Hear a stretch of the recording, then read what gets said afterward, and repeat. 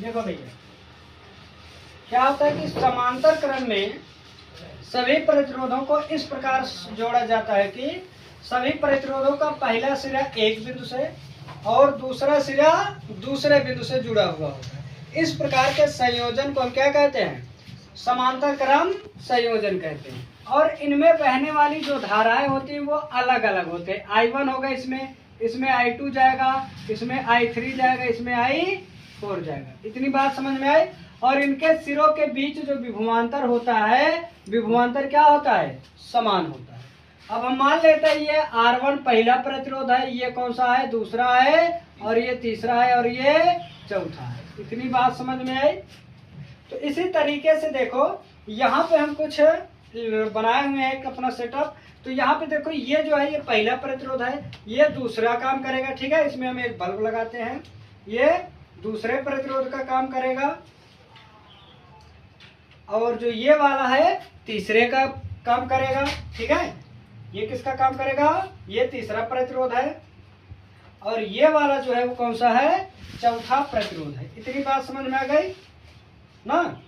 अब एक चीज ध्यान दो, इससे पहले आप लोग जो पढ़े जो देखे वो आपका क्या था? समांतर क्रम संयोजन था ना? समांतर क्रम संयोजन था। समांतर क्रम में आप देखे, सॉरी श्रेणी क्रम देखे थे ना? इससे पहले कौन सा देखे? श्रेणी क्रम संयोजन। श्रेणी क्रम संयोजन में आप देखे थे कि ये बल्ब कैसे जल रहे थे। अब हम क्या देखेंगे इनको?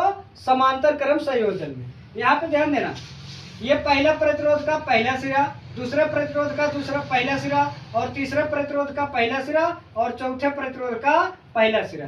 देखो कहाँ जुड़ा है? एक बिंदु से जुड़ा है। यहाँ पे हमने बिंदु ए लिया है, ठीक। इसी तरीके से ये दूसरा सिरा है, ये दूसरा सिरा किससे जुड़ा हुआ है? बिंदु बी से जुड़ा हुआ है। इतनी बात समझ में आई। अब इनमें जो बहने वाली धारा होगी वे अलग अलग होगी।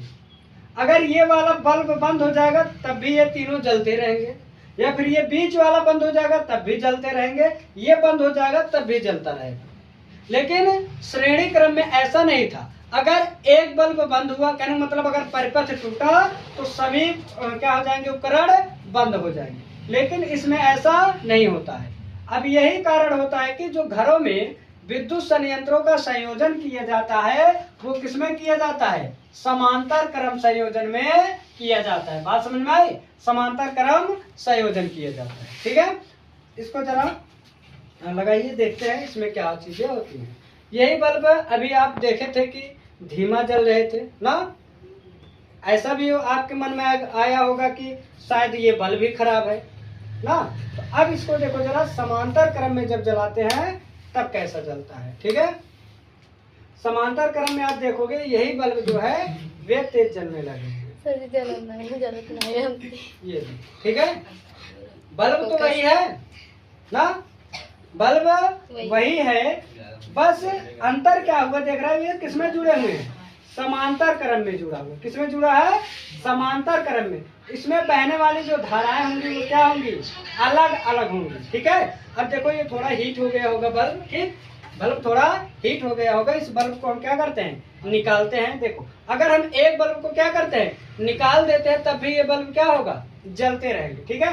अब चाहे जो बल्ब, मान लो हम ये नीचे वाला निकाल लें, क्या करें? नीचे वाला निकाल लें। देख रहे हो अभी तीनों क्या हो रहे हैं? जल रहे हैं। या फिर हम बात करें एक बल्ब को हम और निकाल देते हैं। एक बल्ब को हम क्या करते हैं? मान लो ये बीच वाला निकाल देते हैं, लो बीच वाला निकाल देंगे। अभी ये दोनों बल्ब क्या होंगे?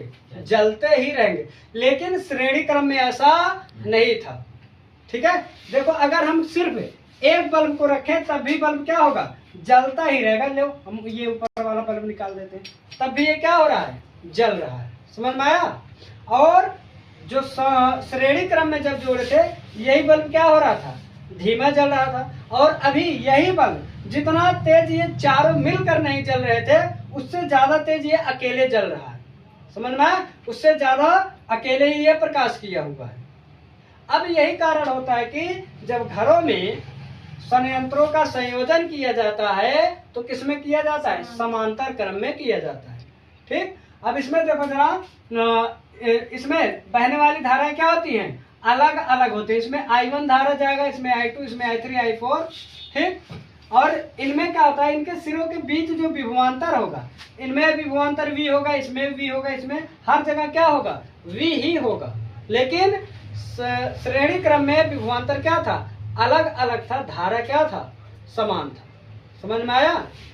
अब यहीं पे मान लो, अगर मान लो यहाँ पे कोई फ्रिज लगा दिया, क्या लगा दिया, कोई यहाँ पे फ्रिज लगाया हुआ है और यहाँ पे कोई क्या लगाया है, बल्ब। अब मान लो ये 100 वाट का है तो इसको 100 वाट चाहिए। मान लो 1000 वाट का कोई फ्रिज लगा हुआ है तो उसको कितना चाहिए, 1000 वाट चाहिए। तो वो 1000 वाट यहाँ पे जाएगा। लेकिन श्रेणी क्रम में ऐसा नहीं था, जितना धारा जाएगा पहले में उतना ही क्या होगा, दूसरे में भी जाएगा, उतना तीसरे में भी जाएगा।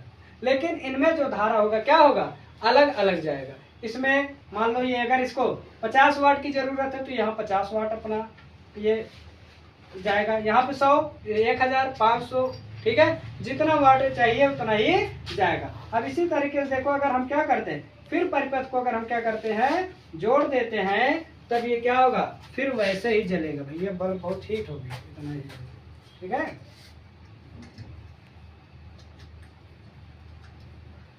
ये देखो, बताओ भैया, अभी यही बल्ब क्या कर रहे थे, धीमा जल रहे थे, क्या कर रहे थे, धीमा जल रहे थे। अब क्या हो गया, ये तेजी जल रहा है। समझ में आया।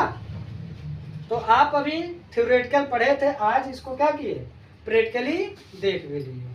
समझ में आ गया, चलो ठीक है।